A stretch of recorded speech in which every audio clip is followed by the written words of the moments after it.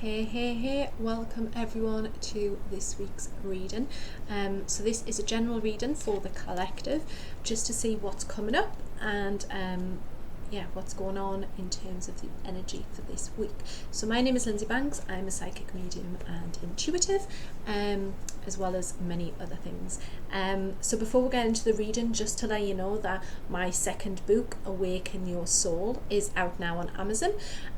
It basically is a continuation of my spiritual journey since I published A Gentle Hug for the Soul, and in there I talk about twin flames, I talk about the Pleiadians, I talk about dark night of the soul and spiritual awakening, and I also talk about different dimensions of consciousness as well as some channelings that I started doing last January time, I think it was, which basically talked about what we are going through now, and there's lots of practical tips in there as well for you in terms of how to know what a twin flame is, how to connect with them, how to connect with the Pleiadians, how to survive your dark night of the soul, etc. So if you are interested in that, it is currently available on Amazon. So let's get into the reading for the week. So the first card that I got was Uncovering Treasure, and it says, beneath the surface lies great bounty. Okay. And I feel as if it's interesting because I met up with a friend for a coffee today, and she was very much talking about Sophia and the Golden Dragon. And I woke up at a ridiculous time this morning, woke up at 22 minutes past 2, and started reading about Sophia. And she has been known, as far as I'm aware, and this is my interpretation, so by all means do go and do some research for yourself. But Sophia is, if you like, the female energy. So like Christ consciousness is a very masculine energy. Sophia feels like the feminine version of that. And this was what I sort of interpreted from it. And I also did a meditation where I was on a white dragon as well. So I feel as if this card is very much around tapping in to that real source energy that we all have within us. And it's about allowing whatever energies are coming through, whatever information is coming through to you right now, to harness that and to listen to it, and trust in your intuition, trust in what you know and what you feel, because I do believe it's like, I feel like with this card it's like this is your intuition, this is your inner knowing, the treasure bit, yeah, but there's a bit of like just the pattern of this dragon, it's like there's a bit of uncoiling to do before you can find it. But when we start to sort of go within ourselves, you know, people talk about going within, what it means is just like, it's like sitting with yourself, if you like, with no distractions. Sometimes information comes through and you're like, that's what that is, you know, or you can ask a question in your mind and the answer might pop in. So I feel as if this week is very much around discovering more of your intuition and your inner knowing. And I do feel as if this Sophia energy, it's funny because stuff like that, stuff comes through, you know, someone will mention something to me and that's where your journey sort of takes you, because I haven't heard of that before. So then you do your research and then it takes you somewhere else. So I feel as if for myself there's more to discover around Sophia and the energies that she's bringing through this week. But seeing the dragon picture on there to me confirms that this is I want to say it's like women are stepping more into their power, especially because I feel as if it's like a lot of men and women, I want to say women, sorry guys, but have learned how to combine the feminine and female intuition and using that inner knowing with action. So I feel as if there's this real sort of like response coming forward this week. And then we'll get this card, Divine Mystery. Yeah, so it feels very much like the darkness is all in the bottom, and it's like out of the darkness comes peace and this beautiful light. And I was sharing with my friend earlier, I was told a couple of weeks ago, like after the initial protest in Trafalgar Square in London, I just got in my mind, end of part 1. And I was like, what does that mean? You know, why are you telling me that's the end of part 1? but it feels as if this part 2B is like, this is the stuff that's had to be purged at the beginning of the year. All this darkness has come to light. And even though we haven't all been privy to the reasons behind it, it's like, right, now all this has come up to be cleansed, yeah? Now is the time to begin creating what you want what you want your life to be going forward, what you want this new earth to look like, yeah? So I feel like part 2 is the setting up of the creation of the next step. Yeah. And it feels like there is this sense of, like I said, it's just this sense of peace coming. So, that there still is a lot of fear and anger in the collective, but there's also from that some people who have risen through it and who are at peace, coming through the darkness, and they can see the light ahead.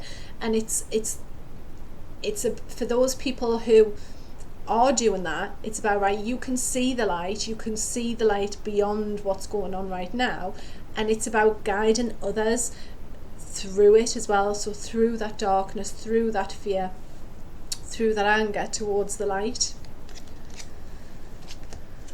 We then got God of the Arts, and it says the artist within you is about to emerge. And I felt like with this card, I didn't feel as if it's so much around necessarily writing or painting, but the feeling that I got and the words I got was creative solutions. So whatever is coming up in the external, if you like, it's like, how can we deal with this? Again, it was a conversation I was having earlier. Rather than trying to fix the external, yeah, how can we create something within ourselves? How can we do the work within ourselves to create the external environment that we want to see? Yeah.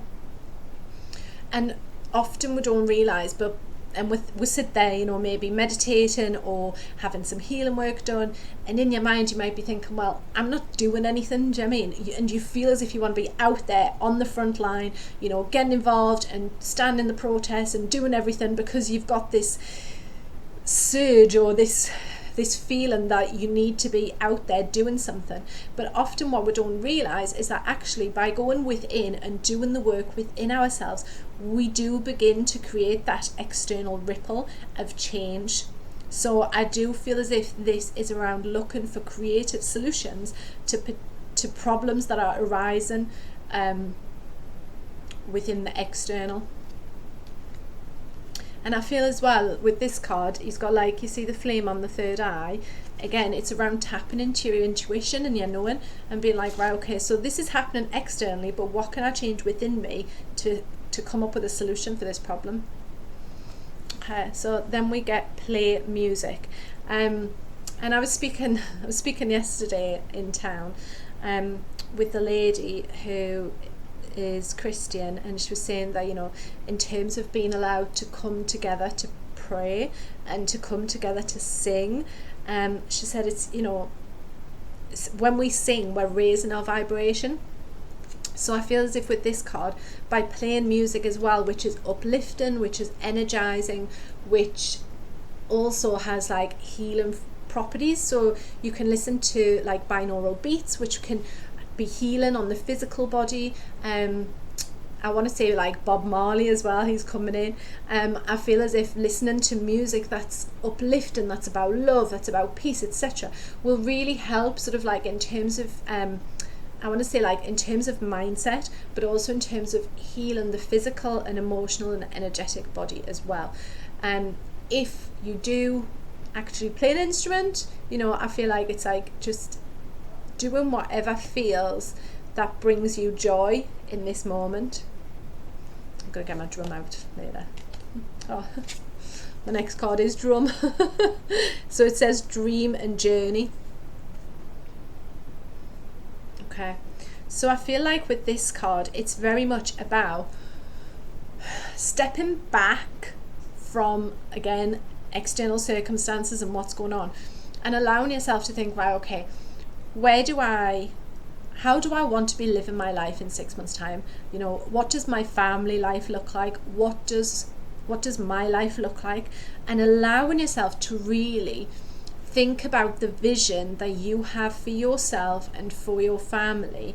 And when you have that vision, it's about holding it really clear in your mind, because what I'm noticing, especially this week, I've had 3 conversations with 3 other ladies who have very similar visions to myself in terms of where we want to be and what we want to create.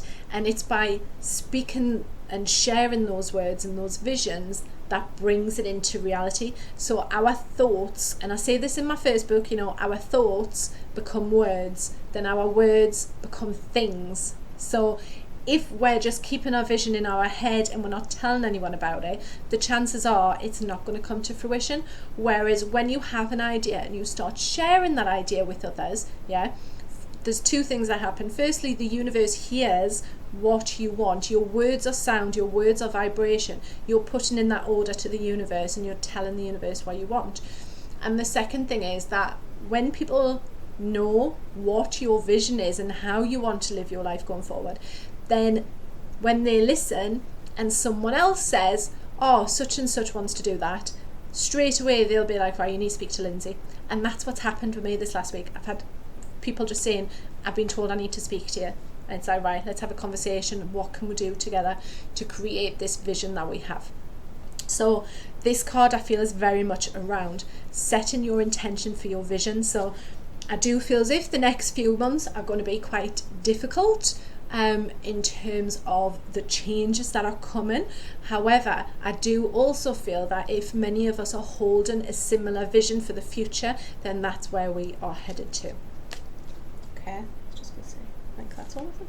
Yeah, so that's all of them for this week. So I hope you have a lovely week. Do let me know what's going on for you, if any of these cards resonate.